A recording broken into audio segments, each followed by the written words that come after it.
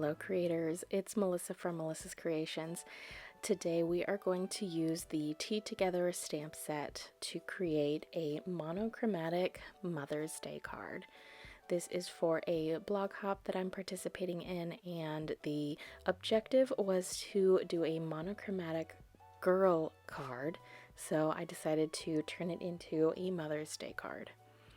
Spoiler alert, Mom, if you're watching this. I'm using the Lace Textured Impressions embossing folder, and I'm going to be running that through the Big Shot with the standard Big Shot platform and one cutting plate on top. This is going to give me a beautifully embossed card mat that I can put onto the front of my card for a little added texture.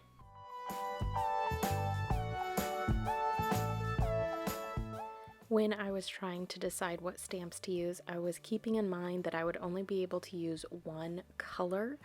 Now, even though I could only use one color, I did have 3 ways to use that color. I had a light Stampin' Blend marker, a dark Stampin' Blend marker, and my classic Stampin' pad.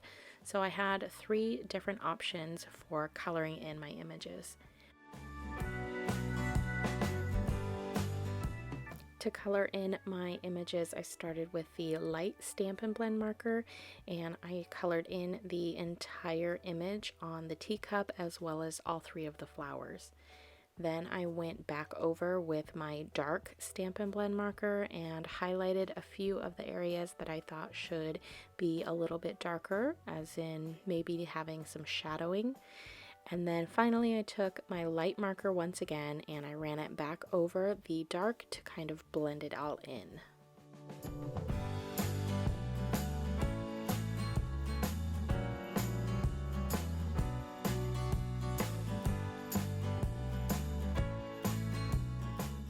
I'm using the coordinating tea time dies to cut out my images, and then I am going to cut that little lacy type doily underneath the teacup. I'm going to cut that completely off by fussy cutting it. Since we were limited in the colors that we could use, only one color, but we could also use white, black, and very vanilla. So I decided to throw in clear, and I hope that that's okay. It's not really a color, so I think I'll be able to get by.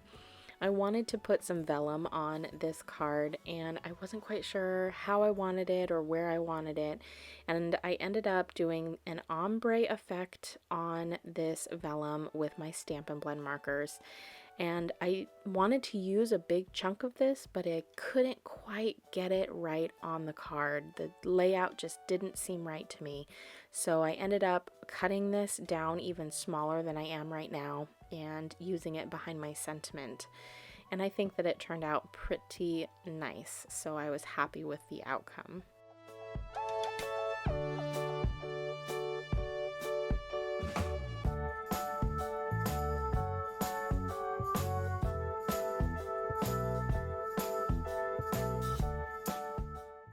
I wanted to emboss my sentiment, but I did not have any colorful embossing powder, so I'm taking my stamp, I'm stamping it into the Versamark ink first, and then my Flirty Flamingo, and I am immediately pouring some clear Stampin' Emboss powder over the top. That will allow me to emboss my image in a color of my choosing. I haven't had any problems with the Versamark on the classic Stampin' pad. I've done this several times before and I haven't had an issue.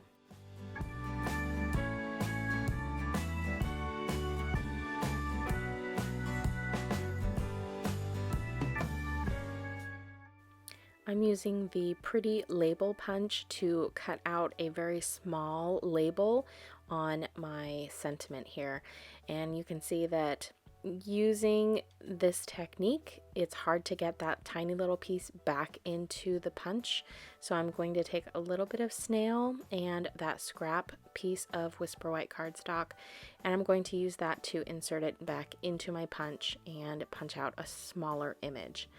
Now you could also use a sticky note, however I didn't have any on hand, so I think that this method works just as well.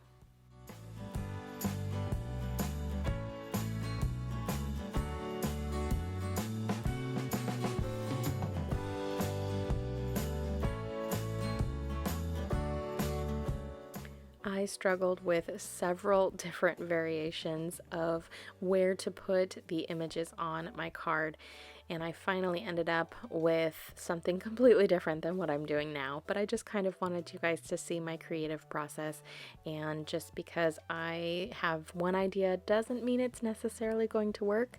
So you just have to change and adapt, and you'll finally end up with something that you really love.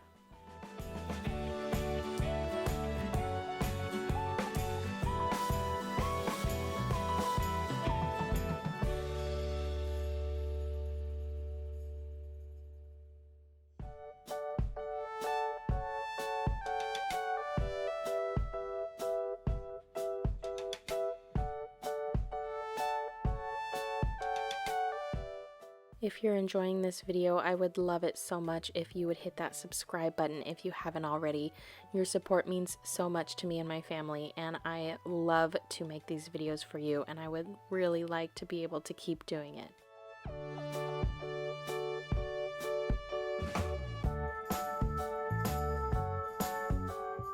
I finished this card off by adding some pearls, and I love how it turned out.